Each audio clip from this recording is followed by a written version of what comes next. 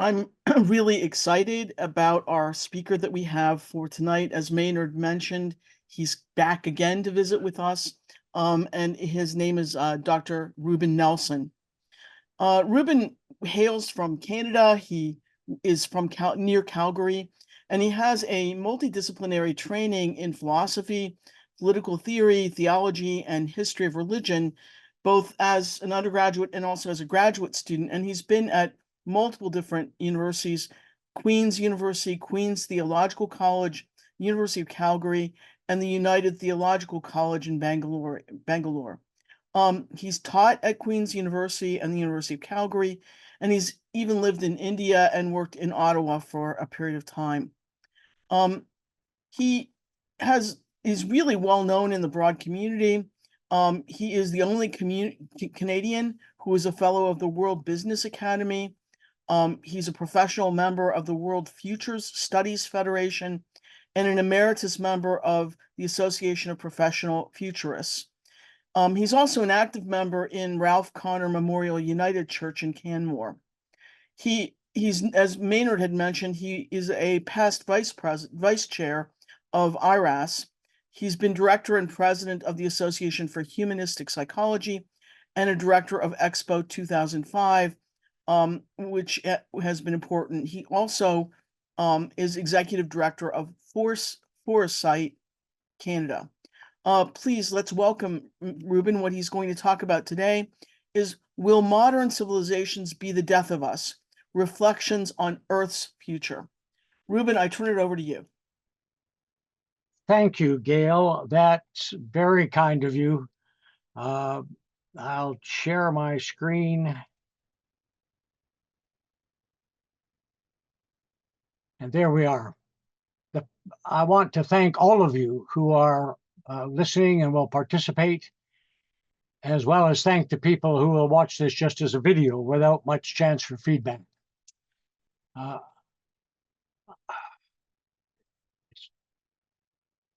There we go. The title I've given it is to ask the question, why? Is our modern techno-industrial form of civilization likely to be the death of us?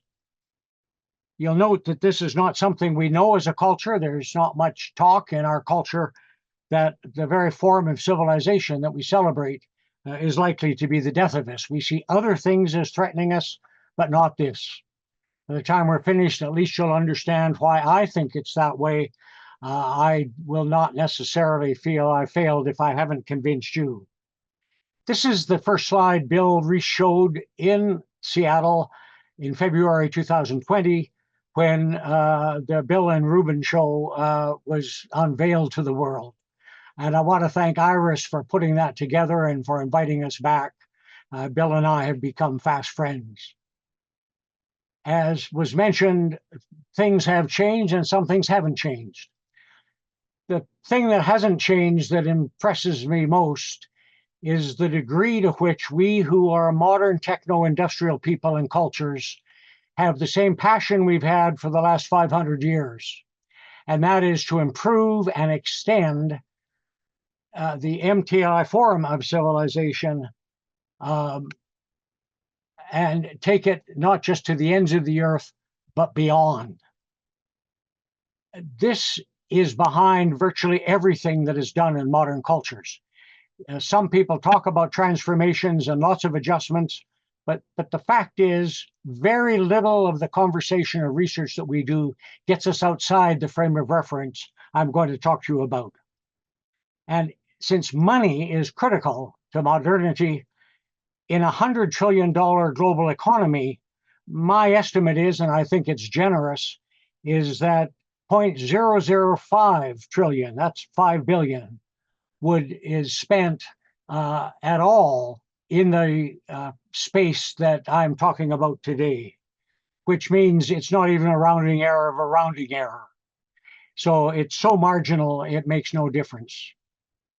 The point is that our modern techno-industrial cultures are betting, largely unconsciously, but that we can first secure a future, and second, maintain our modern techno-industrial ways of life and living, and do that at one and the same time. What has not changed for me? As you'll see, reality as I understand it must be interpreted, that all our insights are a take on reality. To date, three reasonably coherent but fundamentally different ways of taking, of construing reality have emerged in human history. I call these forms of civilization, and I'll explain that concept later. It's a new concept that I coined in 2018. We need it in order to make reliable sense of history and to keep alive the hope for a saner and more humane world. MTI civilization has passed its peak, in my view. We're in irrevocable decline and disintegration, and we will not survive the 21st century as a coherent form of civilization. So few people understand this, that for practical purposes, this is an unknown unknown. And happily, we have more personal and communal agency than any culture understands and allows. So what's changed since February 2020?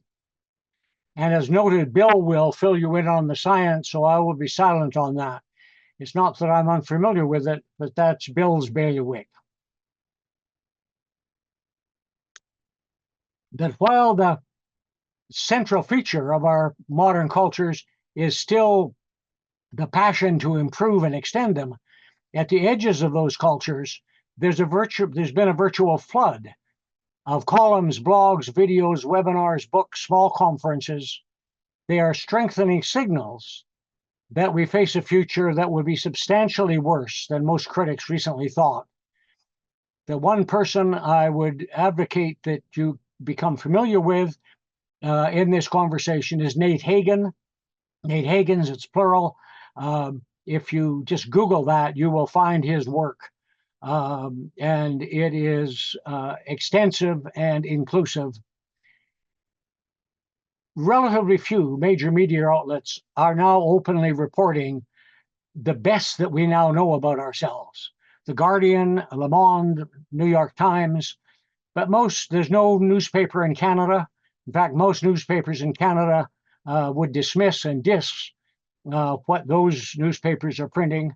And of course, people under 40 tend not to read newspapers anyway, so it's a conversation among old folks.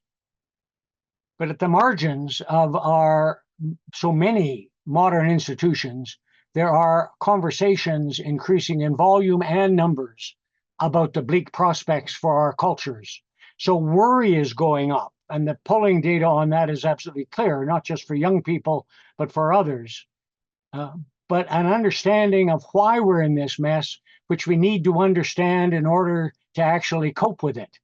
It's no good going to a doctor to tell them you're in bad shape and it's getting to be worse if the best the doctor can say, well, it beats me, or if they say, I understand it perfectly, but they're wrong. What you need is a diagnosis that's accurate and fruitful. And of course, signs of personal and societal disorder are more frequent and more intense. Three things have changed for me.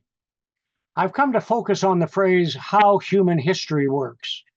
And I realize that that's the background knowledge of virtually everything we do as human beings, whether we're thinking of the economy or sociology or philosophy or families or town planning. And it's dawned on me that we in the modern world do not have a standard model of history the way people who do physics have a standard model of physics. Doesn't mean everybody agrees, but at least there's a standard model that folks can both play with and tweak and challenge. And when it comes to human history, there's models all over the place. And so it means that when it comes to the human side of the endeavor, which is, of course, the side that we depend on for our future, we have no agreement, even within cultures, let alone across them, as to how to make sense of the world and therefore what to do.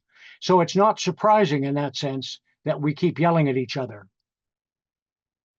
It's important that no respected and influential modern institution in any sector, in any culture, take seriously the line of thought that I'm going to explore today.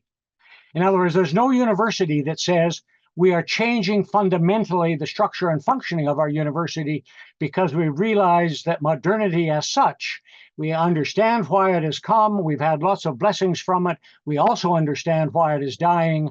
And we are now committed to become a university that handles the transition at that scale. No university, no think tank, no government, no corporation, no not-for-profit of any size. I'm also aware that as a white privileged Canadian male, that white privileged upper class European males, that's not just folks in Europe, but those who came primarily to North America, had far greater influence on the evolution of our modern techno-industrial civilization than I had understood. And I now see that our elites have failed us. Donald Trump is not wrong when he says this is not, when he points that out, this is not fake news. That I and many I have worked with and respected have been complicit in ways I did not then see and understand is hard news to digest and live with. So my role to chew on this question, what is it about us as modern techno-industrial persons in modern techno-industrial cultures that exemplify a modern techno-industrial form of civilization that leads to increasingly distressing conditions, the roots of which we routinely misidentify? And my short answer is this, that the MTI take on reality is sufficiently flawed that it cannot, and notice I've said cannot rather than does not. It does not because it cannot nurture a reliable sense of the earth and life on the earth, including that of humans and other persons. The key is that our modern techno-industrial form of civilization cannot require that reflexivity be a routine practice of persons and cultures. Louise Penny, a Canadian author, wrote a book in 2018 called The Kingdom of the Blind, in which she said nothing good ever came out of a blind spot. And I'm arguing that our modern techno-industrial cultures are unreflexively reality blind. That modernity can require us to be logical, empirical, rational, and even if needed, critical. But it cannot require and does not require us to be reflexive. You can get any degree in any university without it. So people trained in philosophy and theology often want to begin just by asking, do the concepts that we're working with, do they work? And have we got all the concepts we need to get the job done? And I've come to the realization that we need a concept called the form of civilization. And so we need a new level of generality, and it's the second one down, the one that's circled in red. If you're looking at the way we use the taxonomy for in biology, this is, you got family, genera, species, and subspecies. And to talk of civilization at the family level is always singular. Human civilization means all of humankind at any given time. And cultures I'm using as not just next to civilization, but a level down from it. That in between we need a genera, that it isn't enough to point out that Italians are different from the Stony Nakota, who are my neighbors. That cultures differ. We need to understand that there are forms of civilization, that we can group cultures into different types, into different forms, the same way as we group fruits. We group lemons and limes and apples as fruit and distinguish them from potatoes and carrots. So it's not just at the level of the immediate item, it's at the level of the genera. And so that's a new concept that's not yet common. And interestingly enough, there's nothing quite like it in most of the literature. And I'm using an integral sense of culture. And if you have a better word for it, I'm happy to learn it. But what I mean by culture is absolutely everything. There's no such thing as culture and. So it's not culture and the economy.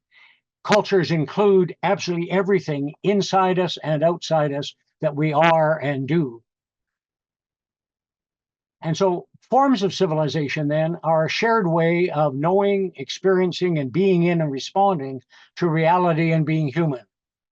They have a core paradigm which is shared, and the core paradigm of different forms of civilization are different from each other.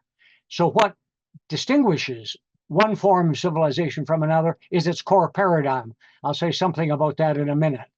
So here you've just got a simple diagram to say you can group human cultures into the indigenous form of civilization, into settled agriculture form, into modern techno-industrial form, and that cultures within any of those forms are more like each other, although the variation in them is huge and substantial. But this allows us, for example, to hear what our indigenous cousins have been saying to us for hundreds of years of, listen, white man, we who are indigenous, our cultures are as different from each other as your modern cultures are different from each other. And you don't get that.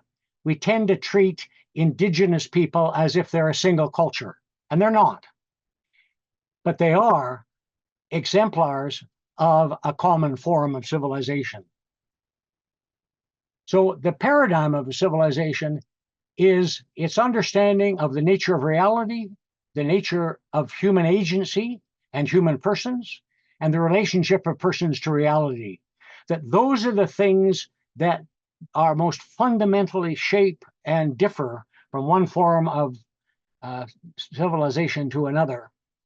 So that each form of civilization is a possible and coherent way of being and doing the human and the earth as human beings on the earth.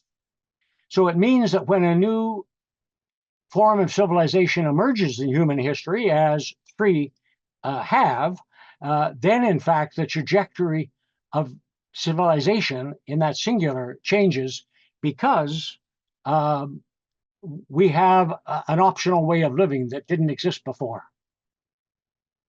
And so here you can see I'm using as the three forms of civilization, the primary colors, which means by mixing and matching them, you can get all the other kinds of ways that we have lived as pastoralists and in other ways in the changes over time. So the fact I haven't mentioned them doesn't mean I've left them out. It just means we're not going to talk about them today. And the point is that it took our forefathers as Homo sapiens a couple of 100,000 years to get down with some degree of consistency and adequacy what it is to live in small groups as nomadic cultures, and to do it in virtually every corner of the universe, except at least of the earth, except Antarctica, and to do it well given the very different circumstances they're in.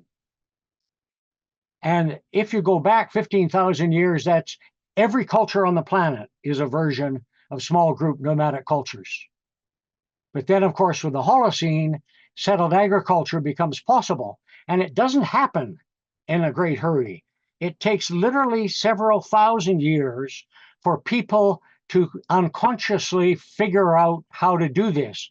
No group in small group agriculture said 15,000, 12,000 years ago, hey, the earth is warming, let's become farmers. It's not the way it worked.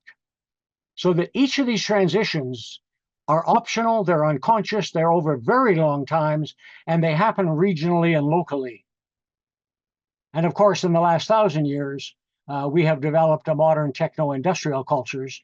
And it turns out that with both regional cultures and MTI cultures, you can have empires. And we have. So that's that bit. We also need to understand reality. And so I'm just going to run you through very quickly my understanding of why we need to, why understanding reality is always a take on it, as opposed to just discovering it and objectively describing it. That reality writ large must be interpreted, must be construed, taken. I prefer that language to construction.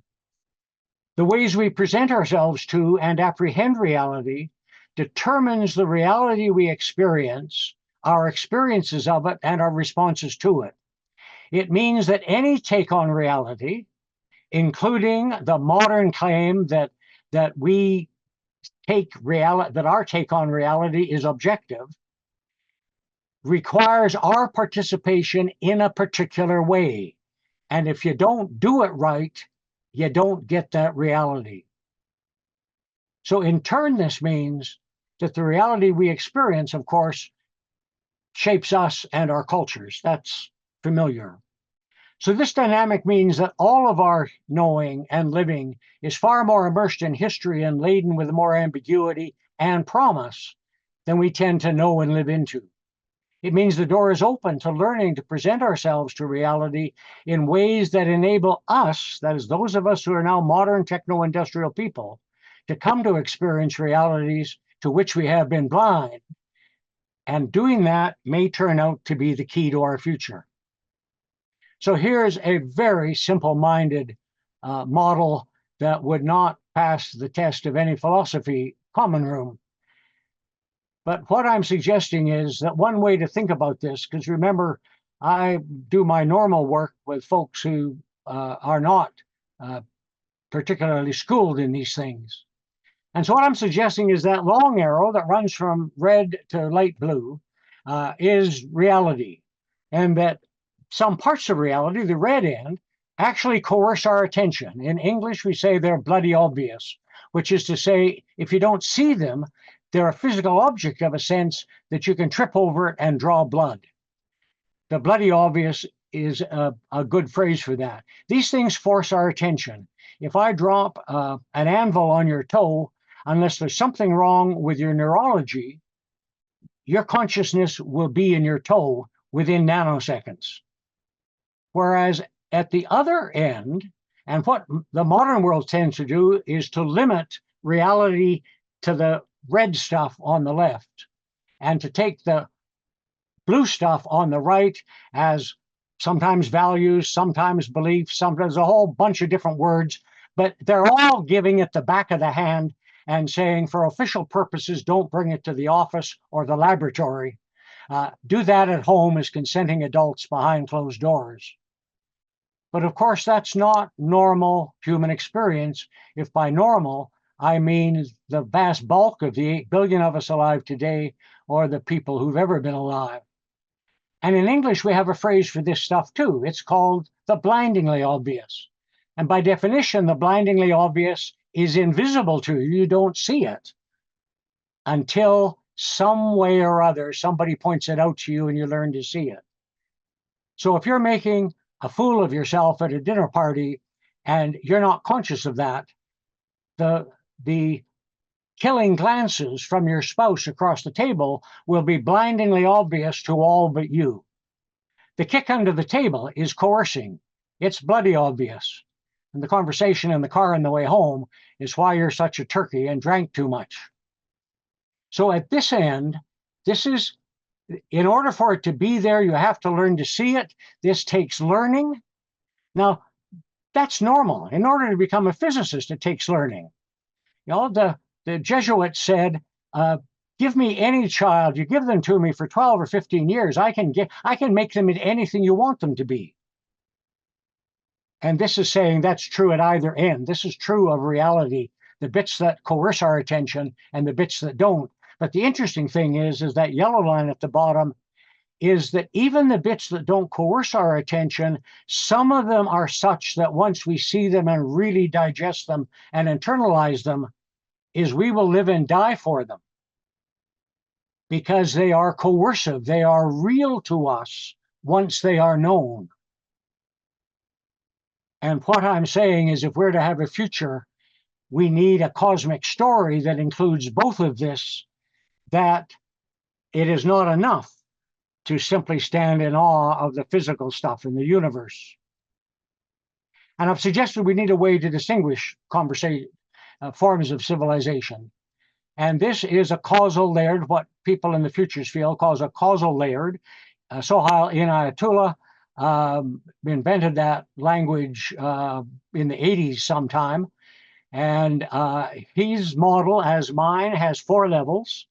And they're causally related in the sense that if something fundamentally changes at any one of these levels, that change eventually leaks into the others. his levels and mine are not exactly the same thing. So it turns out that when Sohail and I first met, we discovered that quite independently, I and Canada had been developing a causal layered model, although I didn't call it that. And these are the layers that I work with.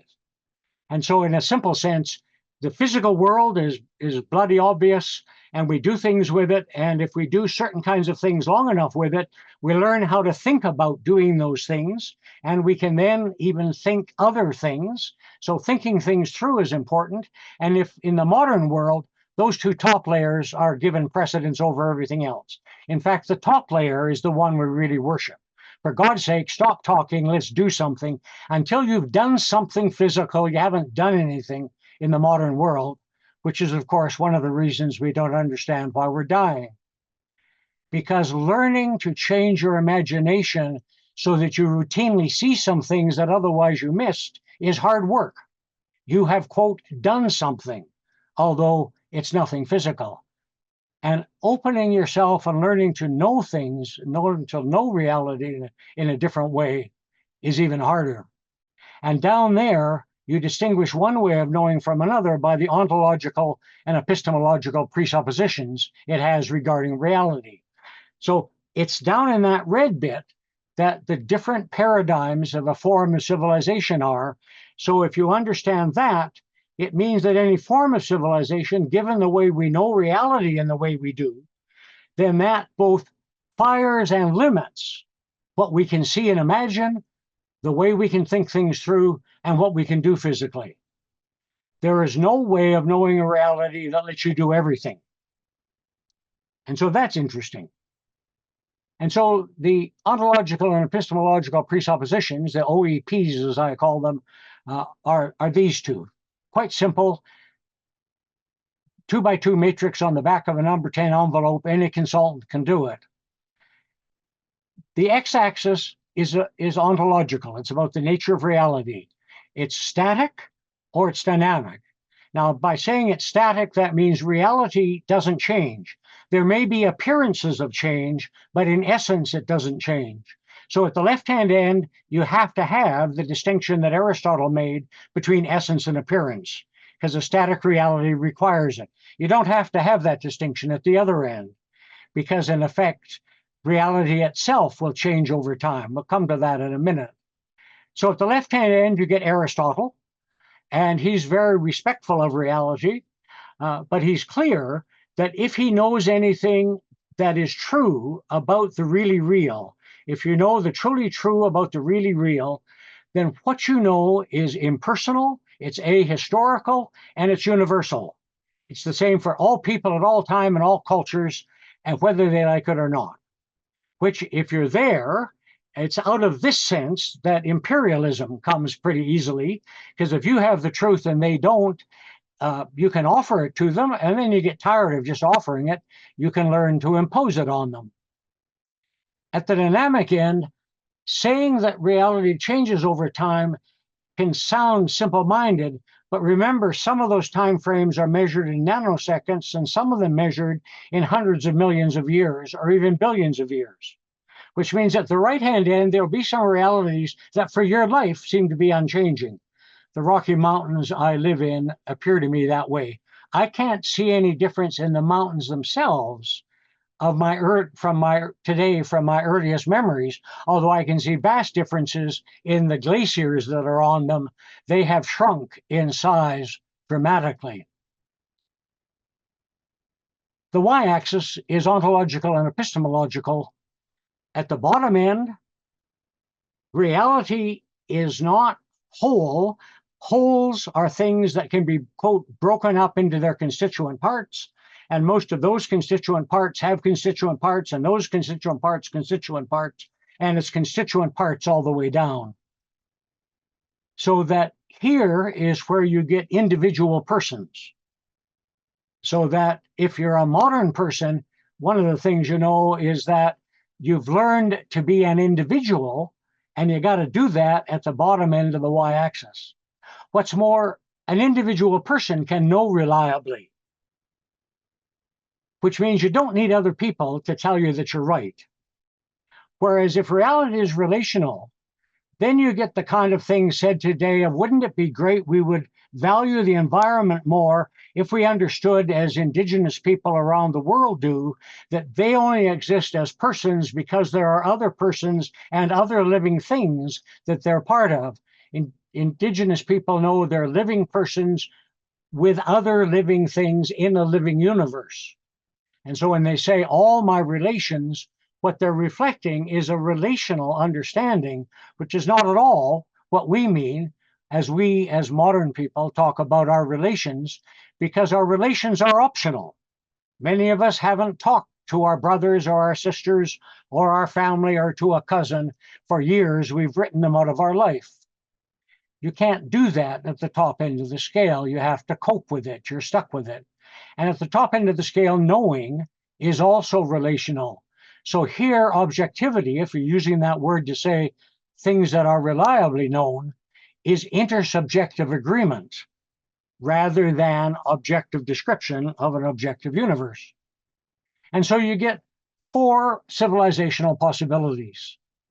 And the ones at the top are both blue because they're both relational. One's dynamic, one's static. So one's yellow, one's green. The ones on the left are both green. The ones on the bottom are both red. The ones on the right are both yellow. And the interesting thing is there's a game you can play that I've literally taught since the 1970s, that's all the information you give people. And then you can assign a small group to say, you're assigned to the top left group, somebody else to the bottom right, somebody else to the top right or the bottom left. And in small groups, you just give them such words as, how would a culture in this form of civilization understand learning? And how would it organize it? And how would it understand things like family and obligation or authority? And so you can strip life down. You don't talk about education because that already gives you images in the modern world of schools and teachers and unions and straight rows and God knows what. And so you give them words that are as generic as possible. And the interesting thing is they can each create cultures, and those cultures are different in exactly the way that the ends determine. And so let's just play that. We don't have time for you to break into small groups, but which of these require fixed hierarchies? And so you can also ask the question the other way, which of them don't require fixed hierarchies? You might find a hierarchy, but it's not fixed in the sense that it's cosmically required. So if you're in the bottom right, where reality is atomized, individual people can know it and it's dynamic, there isn't enough authority there for you to instruct your children, let alone 3 generations down the line. So fixed hierarchies aren't going to be bottom right. If you find hierarchies in the top right, they're not going to be fixed. There'll be ways in which the group has found ways to soften them or deconstruct them. Whereas on the left-hand side, because reality is static and truth is ahistorical and unchanging, authority requires fixed hierarchies, not an accident that they develop, which requires a social contract. There's a good deal of talk today in modern cultures in particular about fragmentation of cultures and the need for a new social contract. And we often talk as if social contracts are everywhere. Well, they're not. There's only one of these forms that requires a social contract. There are good reasons the others don't require it. If you find it there, you have to explain it. But one of these requires it. And of course, it's the one that are modern. And it turns out to be the bottom left, where reality is static and atomized. And if you have atomized authority, then in principle, you've got individuals, but no society. And the society has to be constructed by common consent. That's the mythology, articulated by Hobbes, of course, at a time when we were becoming modern, 16th century, and so much of the paraphernalia of culture is still reflecting where we've come from, which turns out to be the top left.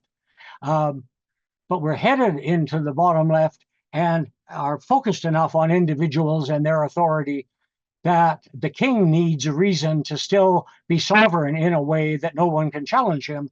Hobbes is on his payroll and he figures out social contracts. Which civilization requires reflexivity? It may be possible in all of them, but there's only one of them that requires it. And if you work it through, it turns out to be the top right.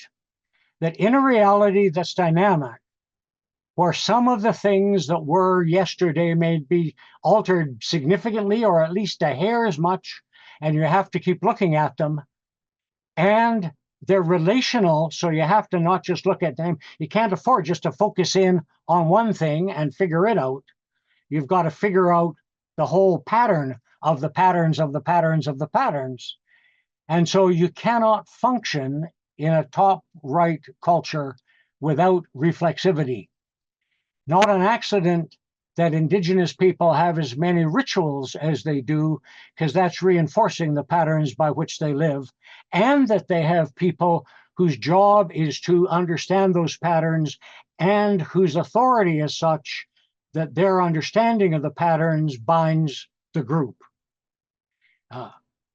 Not true elsewhere, and as I'm going to argue, impossible in the bottom left. So the actual things that you get if you look at human history and apply this analysis is we emerged in the top right as indigenous groups, figured out eventually that smallish groups, because the human brain can handle that. And this is a complex world. Those words that are in orange are also used by Dave Snowden. If you don't know his work, I encourage you to use it. He's done a lot of thinking about these things. We discovered we had come to similar understandings, although he uses what he discovers in slightly different ways than I do. And that's fine. There's not a conflict between us, just a different interest as different people. But the folks in the top right know that they live in a living complex system as living complex people, although they don't have that language. And they know that in order to make that work, you have to pay exquisite attention and respect that which you're dealing with inside yourself as well as externally. And that essentially with the Holocene, it opened the possibility of settled agriculture. And of course, with settled agriculture, you have settlements. And with settlements, you also get then towns, and you get the language of civilization, as if being civilized in that ethical sense only started with towns. So indigenous people were not seen as civilized. So I'm suggesting that that use of the word civilization should not be used. We should wash our mouth out with soap if we find ourselves using it. And here, life is no longer complex because it's not living. It's still organic. So these people are both systems thinkers in today's language. So Aristotle, clearly a systems thinker.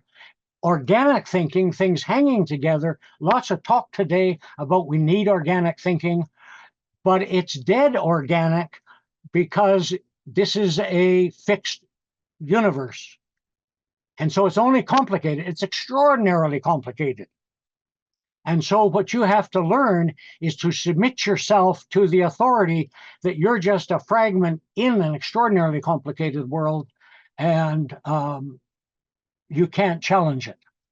Aristotle was clear that it's important to understand politics and reality, all kinds of things, and ethics. But once you find the way things really are, you do not challenge them. And of course, modernity essentially over the last 1,000 years worked its way down the left-hand side of that. And for us, as finding that as we become individuals, no longer depending on relationships, that freedom for us is what we want. And it's not an accident that the folks who occupied Ottawa last summer flew the Canadian flag, and their watchword was freedom. Also true in the Tea Party in the US and among the Trump crowd. And this is a world where everything can be deconstructed into very simple things, and then you can manipulate and own those. And on the bottom right, of course, it's a postmodern world, and there's no exemplar cultures. you cannot create a culture out of postmodern reality. Most of the people who talk about postmodern reality are employed by universities and get their paychecks on the left, bottom left. They may advocate for and explore the bottom right. I'm not arguing the bottom right is a mistake. It's the first place that we can go to where we can learn to become reflexive and look back at ourselves as modern, which is what the postmodern move is, because on the right-hand side, you need reflexivity, just because reality is dynamic, but you can't live there. So here's the human journey to date. The big arrows are the big movements. The little circles with people around them are people in every space who want to hold on to that and say, let's not change. And you'll find that today there's truck and trade in every one of those directions except top left to bottom right. There's nobody who's been formed in a pre-modern agricultural society with all of its presuppositions who wants to become postmodern, because postmodern for them is absolutely anathema. It is the most evil of evils, and therefore they won't touch it. But otherwise, people move in every direction today. And of course, the official fantasy of our culture is that they will all become like us, because as I pointed out, the thing that is still constant is we in the modern world still believe we can make modernity work, and we're spending trillions of dollars a year to make that true. It turns out by this analysis, it's not true. So this analysis has said nothing about the kind of scientific evidence that Bill will present you. So what I'm saying is you can get to the same conclusions about the need for deep fundamental change, either through science and First Enlightenment science, or you can get there through actually learning to do the humanities well. But of course, we're abandoning that because we don't think it's real. And as for which culture is truly sustainable, the bottom two, it's increasing. The bottom right, not at all. The bottom left, it's increasingly clear. That conclusion is emerging in the literature as gangbusters. There's a little X in the top left simply because we know that settled agriculture can last for several thousand years. Modernity is good for 1,000 years and then it dies. It's exhausted its capital by then. But settled agriculture several thousand years, and it's interesting to speculate about whether you could actually have a settled agriculture who begin to get into trouble, who begin to move a little bit to the right and become reflexive enough to make that work longer. Hasn't happened in human history, but it's interesting as a possible futures probe. And of course, we know that you can live in the top right for more than 100,000 years, and that's long enough for me. So each of these things tell a cosmic story, that there are archetypes. There's the story that, the book Change the Future, Change the Story. That's true, but in order to change the story, you've got to get at the archetypes and the understanding of reality under it. That book doesn't do that. And so bottom left, if you're in the top right quadrant with a dynamic reality in a relational world, you are a living person in a living universe in a cosmic dance that never ends. Not an accident that there's the dancing Shiva. Not an accident there's now a hymn called The Lord of the Dance to old Quaker music, in which God is seen as a dancer who is saying, come and dance with me, which is a very different thing than the God of modern philosophy and much modern theology. Settled agriculture, you're born into a play that's already been written. It's scripted. What's more, the end of it has been written. And the society has been structured according to the play. So it's not an accident that the fundamental structure of settled agriculture is remarkably similar. It doesn't matter whether it's ancient Egypt or China or the Incas, that the fundamental patterns are the same. And the message is that you're born into a particular level of authority, which limits, gives you certain responsibilities, limits what you can do, and a script and a role, and you have to play it whether you're a king or a servant. So even in India, the untouchables are still part of this cosmic story. It's extraordinarily ironic that they fall out the bottom of the culture of the society as a functioning place, but they're still part of the cosmic story of Hinduism. Whereas in the modern world, if you're homeless, you can fall out the bottom of modernity and you're not even part of the story. So that modernity is in a cosmic competition of each individual against the other. It's a game, cosmic game of musical chairs in which the chairs keep getting taken away and more people get added. And so in 1924, after the First World War, we could have the Roaring Twenties, because with only 2 billion of us, it looked as if there's enough stuff on the planet we can all get rich. Now in 2024, there's not a ghost of a chance that 8 billion people can live in the way that we in North America take for granted. Not going to happen. And should we survive the death of modernity and enough to live into the next form of civilization that's been set up by this, it will be a form of cosmic co-creative incarnation. Now, in the modern world, we hear incarnation as a theological term, but all it means is that consciousness becomes flesh. So back to my causal layered model, consciousness at the bottom becomes flesh at the top, and that's actually the way history and we work. And so this is just saying we'll get incarnation just as a theological word, we'll scrap that. We'll use it as a general word to understand the fundamental dynamics of this universe. And we're into cosmic co-creation, which is dynamic and ongoing, and we're participants in it. But this means you have to learn that what you are as a person, what education is, what the economy is. It means nothing is the same. So I'm just going to very quickly reinforce that I've tried to offer a fairly definitive and technical, it's not definitive in the sense that this is the only one, but a technical enough definition of modernity that you can actually tell whether something is modern or not. And you're in the bottom left-hand corner, and the ritual is X without Y forever. And so we can separate. In literally classrooms I were in, somebody would put up their hand and say, this is a history exam, does spelling count? To separate enough the study of history from grammar, because that was in a different class at a different time. And of course, we know it is common today in every organization to say we have to be crawling out of our silos. And so this is just one way of sketching a modern imagination. And that is, there are some things that are official, they're for common purposes. They are public things, not in this, they are public things in the sense that they include all of us. Those are the things within the fence. So the most important thing about this are those yellow lines, which separate things that are merely personal. Do that at home. Don't bring it to the office. At the office, you're a function. We pay you to be a function, not a person.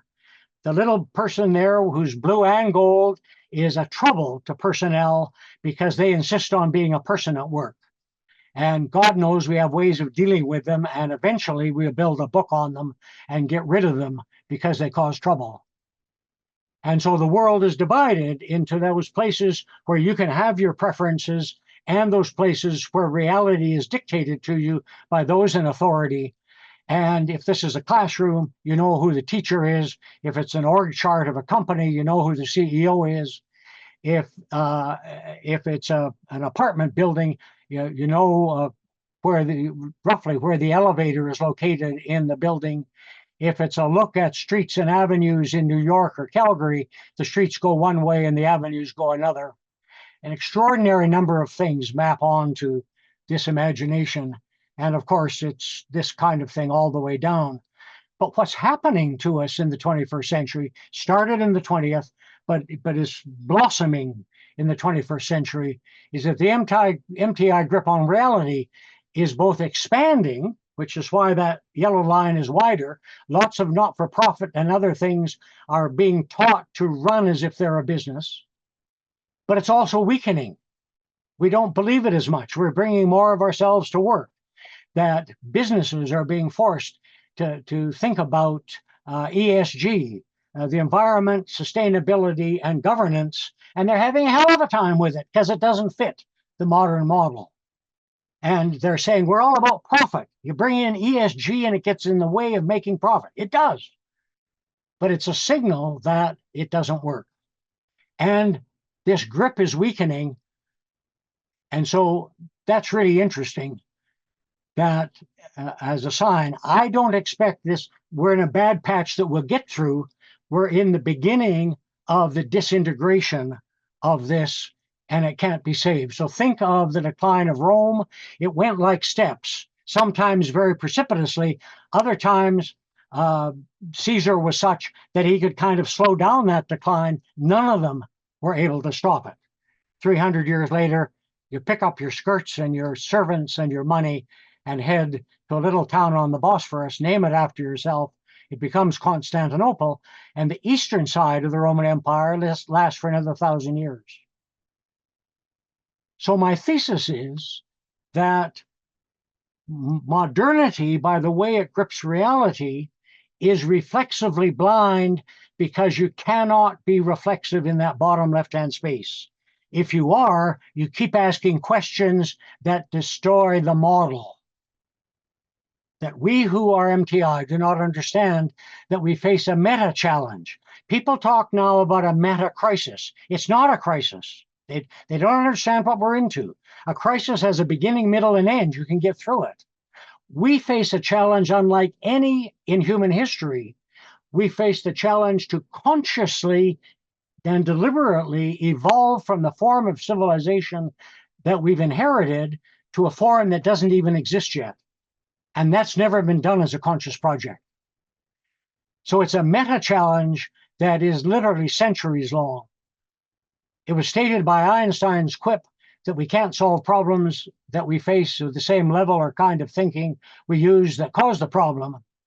But when this insight is applied to the whole of the MTI way of construing reality, knowing it and imagining it, thinking it through and acting on it, in response to our understanding, it means that better MTI knowing, imagining, thinking, and acting won't cut it for us. And as I started out, I pointed out that the deepest belief today is that better MTI, knowing, imagining, thinking, and acting, is in fact what we need. This is hard news for MTI cultures that we cannot hear. It's simply beyond our imagination that the root cause of our troubles is that which we celebrate as our highest accomplishment, namely our MTI ways of knowing, construing, and responding to reality, and we tend to call it science. So here's an example. Horizons Canada is the foresight group of the Canadian government, bigger than a philosophy department, about 30 of them. They were asked by the Canadian government about 8 years ago to identify the existential challenges Canada would face to 2050. And their report is on their website. This is a diagram from it. And as is modern, they didn't reduce it to one thing, but 56 silos are too many, so they had 16. And they were careful to point out that some things may require more than one silo. Some of the issues you're dealing with may require a bit of the digital economy, living within the Earth's carrying capacity, and the nature of security and conflict. And so as you mix and match these things, they said you can basically deal with everything. And if you say to them, I think you've missed something, they say, because this is a conversation I've had, because I used to know them all, well, we'll add a 17th box down here, just tell us and we'll fill it in. And which my response was, no. What you've missed is a meta issue. What you've missed is the thing that moderns normally miss. That the existential threat to us as modern people is modernity. And that we need to transcend modernity and mature into the next form of civilization. And that this project is not on any list of 21st century existential challenges. It's not on your list, but what's more, it's not on any other list. This is the University of Cambridge. It became fashionable for a while to create these kind of things. There are a dozen such institutes around the world. The Center for the Study of Existential Risk, dedicated to the study and mitigation of risks that could lead to human extinction or civilizational collapse. So it should be interested in what we're talking about. But of course, you can go to their website and look at their lists, and our MTI Forum of Civilization is not on their list. It's not on any list of any government, of any university, of any serious and significant group of people. So we face historically unique civilizational scale requirements.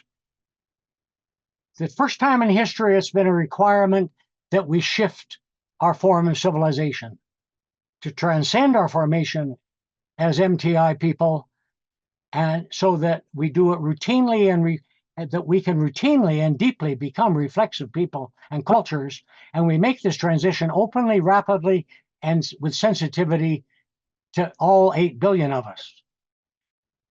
Those criteria all challenge the other patterns which were optional, unconscious over long times, and regional. So this is what we face, and we do not yet know it. And one way of putting it is we have to learn to cooperate with our evolution, and that our is at every scale, from persons to our form of civilization, as we grow into a deeper maturity. And the irony is that this is already happening and we don't know. We haven't named it yet clearly enough to say, just cooperate with lots of stuff that's already happening. That if you look at the history of science and what we've learned in science, just taking that field, let alone, you can look at theology if you want, or other fields. But if you look at where science has been when I was born 85 years ago, and where it's going, we used to talk about master genes. We used to talk about each gene expressing, anyway,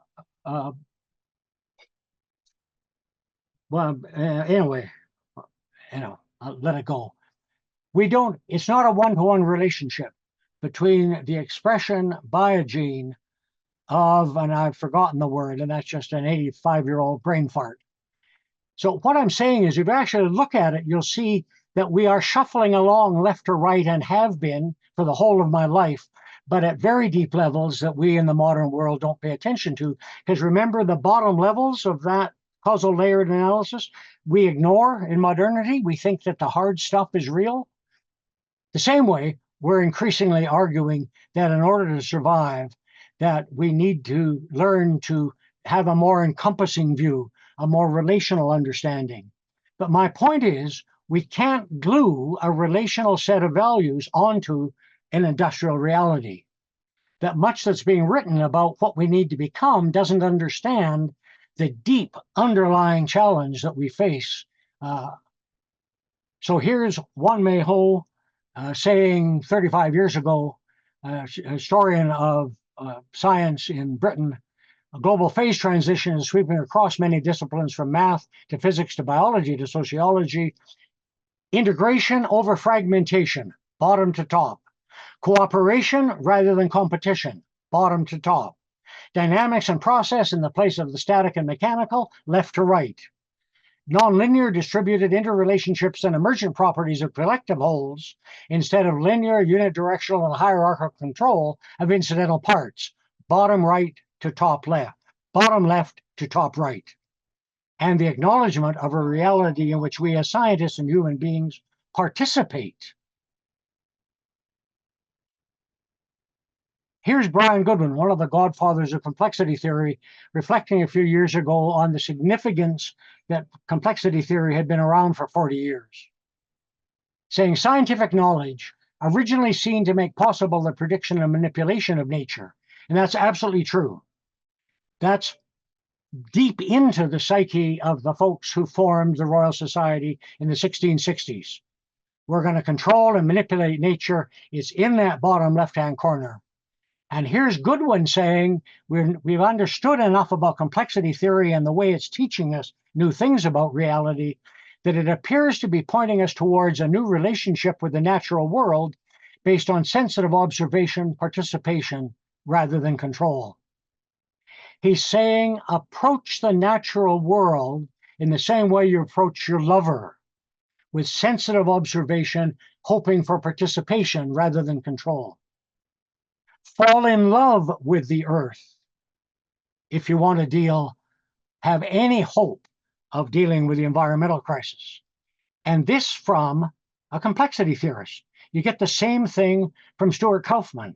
It's not in identical wording, but there's an increasing number of people who are extraordinary people who are absolutely deconstructing it or doing it intentionally. Stuart and Terry Deacon have both written books in which they start by saying, I've written this book because I just can't stand it living in a culture that doesn't understand me as a person.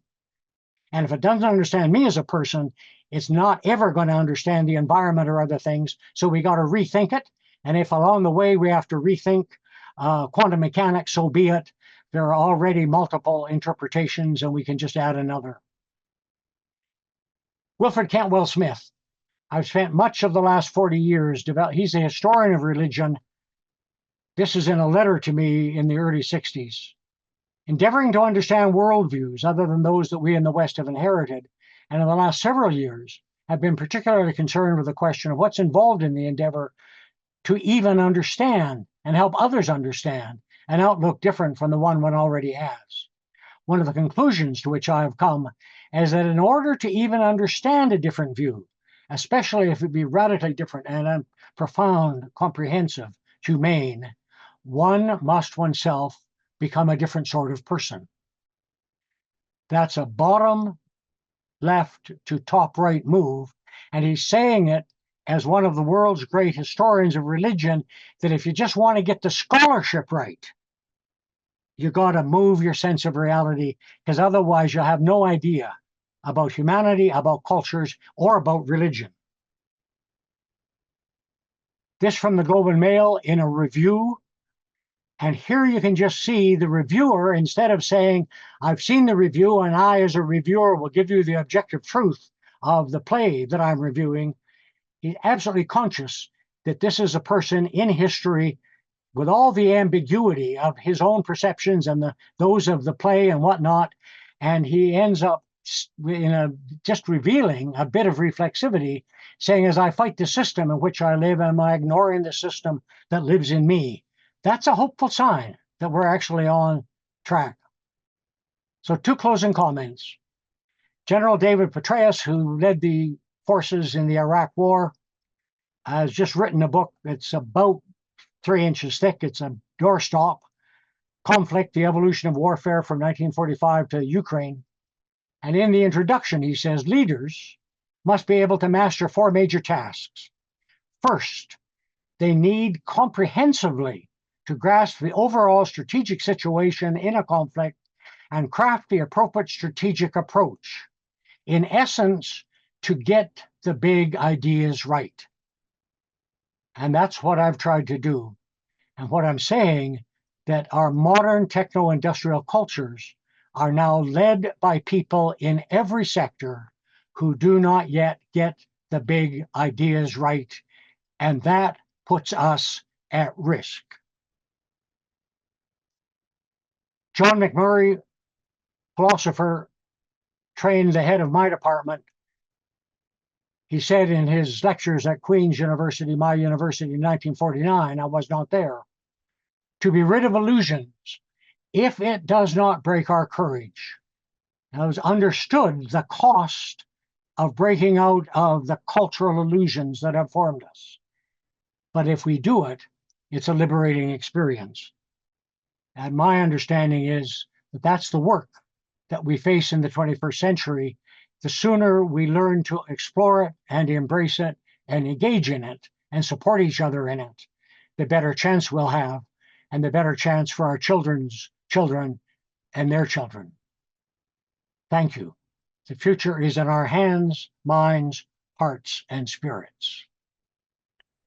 Thanks so much, Ruben. That was fabulous. Thank you so much. I want to remind everybody that you can enter your questions via Q&A box You can see that there are applauses and hearts going up to you as we do that. I'm going to start off and ask the first question, and I don't even know if it's a question, or I guess I want your comment. It seems to me that one of the things that you've done here, which is very beautiful actually, is to draw some lines. And I'm not sure I believe that things are lines as much as they are blurry. So even though there's the static dynamic, there's a blurriness between those. And even though there are a lot of people that are not thinking in the right direction, there are some people who think in the right direction. And I wonder whether that is sort of where the hope is. The hope is in the blurriness. We might be able to get our way through it to get more clarity. I don't know. I'd like to hear your comments about that. You have just what I have heard you say is that we need to put a good word in for blurriness and incoherence that at least has moved away from the absolute clarity of our modern techno-industrial culture, because that clarity is killing us, whether expressed by fundamentalist Christians or by fundamentalist scientists or whomever. And you are the second person I have heard in a public place explicitly saying, I want to put in a word for the adventure of risking leaving all that clarity and all the promises it gives us of how clear truth is and how righteous we are and all of that, and moving into, it's like, in my imagination, in part formed in the Hebrew Christian tradition, it's Moses' invitation to Israel. They've been in Egypt for 500 years. They went to save their life and it worked. But now they're slaves. The longer they stay, the longer they'll be slaves. And his invitation is to a more promising future. And oh, by the way, the next 2 generations will be spent in the wilderness. It's going to get really blurry. It's going to be stripped down to the essentials of humanity, namely sex and the sacred and food. That's the story. And we're being invited into it. And we need the courage to do it. We need the courage that fundamentalist people have in their conviction, but not that we're in the same anal way right, but that in fact, the spirit that has created this universe and has given us chemistry and iron and cobalt, as well as love and forgiveness and grace, that spirit is alive and well, and that there is a journey we can take through the next wilderness to a more promising future. But there's no promising future without that wilderness. I'm grateful to you because you just said very much more eloquently what was in my mind, but I couldn't quite say very well. So thank you. That was exactly right. I think Maynard wanted to bring up a point here as well. I'm not sure. Maynard, maybe I'm Go for it. Yeah, thank you for this really important challenge to us. One of the ways I look at civilization, this is the big concept that you're addressing, right? And one of the ways that you can look at civilization is how a people that constitute a civilization solve their problems, how they address their problems, how they deal with the problems, right? Okay, so how many times have we heard problems come up and people say, well, technology is going to solve it. We're going to invent things, we're going to develop things, and technology is going to solve it, right? Okay, so one of the big meta issues is climate change. In fact, we should really call it biospheric diminishing. And it manifests itself in different ways. One of the ways that we're dealing with, I'm in the Middle Atlantic, right? Yep. One of the things that we're dealing with right now is drought. So drought is a problem for the way we're living with resource, so forth. So how are we going to address it in a way, we being people in the civilization, and we can't solve the big problem, but responsibly, we should be able to address what we can control. Okay, so here's the problem. Why is drought a problem? Well, one of the things is, the way to look at it is, by definition, it's a scarcity of water. So one of the ways that government tells us to solve our problem of drought is to ration water. So the government will issue stipulations and regulations and say, you can't water your lawn but once a week for half an hour. And so people listen, and some people listen and some people don't. And so you get people reporting on other people using too much water. Well, that says the problem, the root cause of the drought problem for us as homeowners is a lack of water. But that's not the root of the problem. Lack of water is an indication of how we're dealing with the problem. The problem is the lawns. Now, we have a very active chapter of the conservation voters around here, and so they've done some statistical work.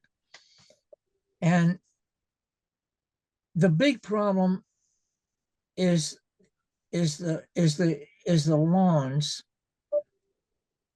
In the United States, there's 42 million acres of lawn. And in Maryland, where I live, there's 1.2 million acres of lawns, which means lawns are our largest irrigated crop.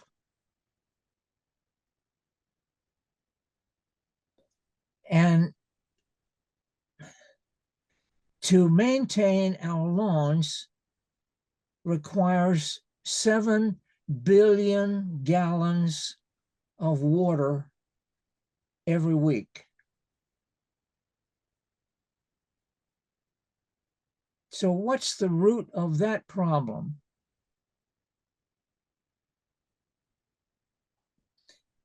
Well, in the sense that you have laid it out, the problem is the American dream, where the American dream is to own your home, and including acreage and lawns that you maintain.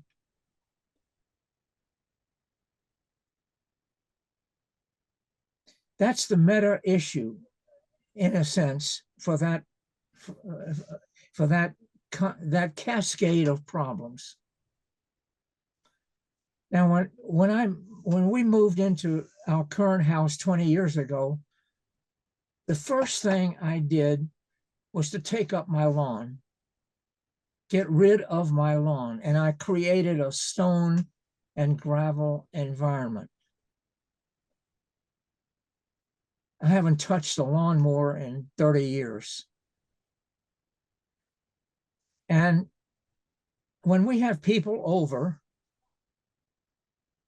and sometimes sitting out in the back, they admire this stone and gravel environment and understand what I have done. and say, you know, this makes sense. I'm going to do it myself. I only know over 20 years period, one family who has actually done anything about their lawn like that. So you have raised the question about communication and influence on decision making. And even a small example that I'm raising now as part of this overall meta issue is depressing in the sense of very little impact that I know about, because the larger picture in people's minds, which I call the American dream, is a part of this mindset that we are sharing as a civilization. It's not a question, but perhaps you have a comment. You've just made the case that I make in other settings, that modern cultures face a future in which there will be despair, that our capacity to understand and adapt is so limited that we will stumble our way into futures that, not for everybody at every moment, but writ large, for the vast majority of people, the direction is downhill, and life will get worse and more difficult, and there will be despair, which is why on another occasion we might talk about the need for post-despair hope, because most of what passes for hope in North America, including Canada, is actually just optimism that we can keep the American dream going. And as you've pointed out, that's not based in reality, not going to happen. And therefore, as our optimism dies, we will seek to do what we're already doing, and that is get angry with each other, kill each other, take our violence out on each other. And a basis of post-despair hope is a requirement for surviving the 21st century. But that's another conversation. Yeah, that's for sure. Next question. Go ahead. Maybe JD has I'm going to go. JD, maybe you have a question before I go on to the list. Up to you. No, I'm anxious to get to the questions. I can see the list of questions, and there are some great ones in there, and we're running out of time, really so let's great do them. Okay. I'm going to skip the ones that are comments and start with the questions. So there is a well-established negativity bias of both media and media consumers, suggesting that we are collectively delusional about the status quo. And then he goes on to talk about how there's this like sort of cycle repeating itself with political elites, academia, and media being perfectly willing to and increasingly adept at exploring and deepening this delusion. Then there's this reinforcing feedback loop. He asked the question, any idea how this downward spiral can be broken? Yeah, hit rock bottom. No, I'm serious. I don't think the case I'm making is there is not enough reflexivity scattered throughout modernity as a whole form of civilization. Take that of all the OECD countries. There's not enough reflexivity for us as a culture to develop an adequate understanding of why we're in trouble, the nature of that trouble, and respond with any degree of rationality. And therefore, rock bottom is the place we'll end. We are, in that sense, analogous to the western end of the of the Roman Empire. Now, the interesting thing is the collapse of that empire opened up alternative futures to Western Europe that simply did not exist. as long as Rome functioned well. And the same will be true for us. So we should not just get caught up in the despair that the world we know and love is disintegrating, because in fact, it means other adjacent possibles, to use Stuart Kaufman's phrase. Other futures are becoming possible, and some of them are really quite interesting. I won't be around long enough to witness that. Great. Here's the next question. I am not sanguine that the Indigenous and the MTI persons are as different as one would believe when normed from an ontological epistemically perspective. So say that again. What was the question? I think I'm going to word it my own way. Are the Indigenous and MTI persons really as different as you would believe if you think about it from an ontological and an epistemological perspective? And I want to say that biologically, of course, there's extraordinary similarities. But one of the things we know, for example, is that even mother's diet before she gets pregnant affects the child that comes out.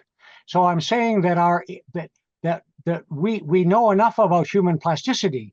What I'm arguing is that the human beings are shaped by the form of civilization they're born into, whether they like it or not, whether they know it or not, whether intended or not.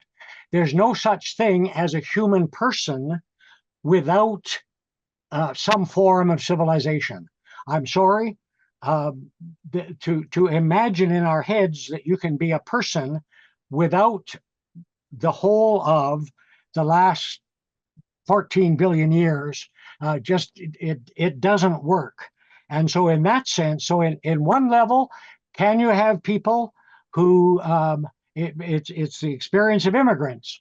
The parents are formed in one culture, they leave and their kids are just 3 and 5 and they're quite young, but they then emigrate not just to a different culture, but to a different form, a culture and a different form of civilization. They go from India to Canada. And the kids then grow up in this hybrid form, but their kids grow up as modern techno-industrial people. And so this is not, what I'm saying is that the differences are in the processes of history that I have argued we don't understand, and that those processes of history are essential for the process of becoming a person. There's no such thing as a person without the history that they have been formed by. So yes, those differences matter. Okay, I'm going to stick on that Indigenous theme. So a person who is both Indigenous and lives in this culture says, when you contrast the Indigenous paradigm with the MTI, it sounds a bit like you are suggesting that Indigenous people live outside of modernity. I am both of Indigenous ancestry and also born into an MTI civilization. Have you thought about how an Indigenous paradigm already lives in modernity, only differently than cultures descended from European colonizer cultures? Yeah, that becomes a long and arduous discussion. So what I want to say is, my observation is that the experience of not just each person, but different groups of people, it's all over the map. Many Indigenous people have been absolutely crushed and destroyed by modernity. And the fact he hasn't, or she, good on them, and they should be thankful for whatever circumstances allowed them to make the kind of claims they now make. But to think that their experience is even typical in the sense of predominant, my sense is if we actually ran the numbers of the experience of Indigenous people in North America, just take it, we're going to add South America for the last 500 years, is that overwhelmingly it's been a negative and destructive experience. personally and culturally. Doesn't mean that there are lots of Indigenous people and leaders who are now saying, we want some of the good stuff, and the only way to get it is to get on the economic growth gravy train. I hear that a lot in Alberta, and the government here is selling it to them. And there are Indigenous leaders who understand that if that move is made, it will sacrifice a deeper understanding of the nature of reality. And that this is a conversation that will be much more lively 10 years from now than it is today. Indigenous voices are just still beginning to be heard in our culture. And 10 years from now, in the same way that Blacks were just beginning to be heard in 1950. If you think of the American experience with Blacks, in 1950, it looked as if they were going to be Black in there, then they would know their place forever and ever, amen. And of course, we now know that changed. Expect the same kind of dynamic with Indigenous people over the next 40 years. Great, thank you. This is going to be the last question. Are there certain practices that can move me towards the top right corner of consciousness? The answer is, of course, yes. And there are lots of them. And I have no idea which ones would be suited to you. But one of the things I could say is that one of the things we take is the old Greek nostrum of know thyself. But in fact, it actually matters. And so if you haven't yet figured out a whole range of ways in which you can know yourself better, in terms of not just gender and sexuality, which are the obvious ones in our culture, but to know your Myers-Briggs type deeply enough, you can work with it and use it as you work with other people. Know your Enneagram number. Know whether you're a visual learner or whatever. So know your learning style. There's a whole variety of things because you find out, you begin to understand the very specific ways in which you, between your biology and your formation, you are an absolute unique example of a human person in a particular culture at a particular time on this universe. And so, and the last comment would be, find other people who are interested with you. I realized when I was maybe 35 that one of the marks of my life, through no virtue of my own, is that I had been part of small communities of people that were intellectually reliable, that were psychologically safe to ask rude questions in and to grow as a person, and that were personally challenging. That is, they expected you to grow as a person and not just leave in the same condition you arrived in, and to create and support that. And I mean, it literally turned out from the nursery school that my mother founded at church when I was born, to the church I was part of, Cub Troop, Scout Troop, on and on and on. And since then, I have been deliberate about making sure I'm part of small groups of people who remain in intensive conversations about these things over years. In one case, there's a group, a small group of us who've been meeting for almost 30 years. And the conversation is, in a sense, this conversation. What sense can we make out of ourselves and the world in a way that's more reliable than the culture teaches us to make sense? Ruben, thank you. This has been just a really delightful hour and a half that we've spent.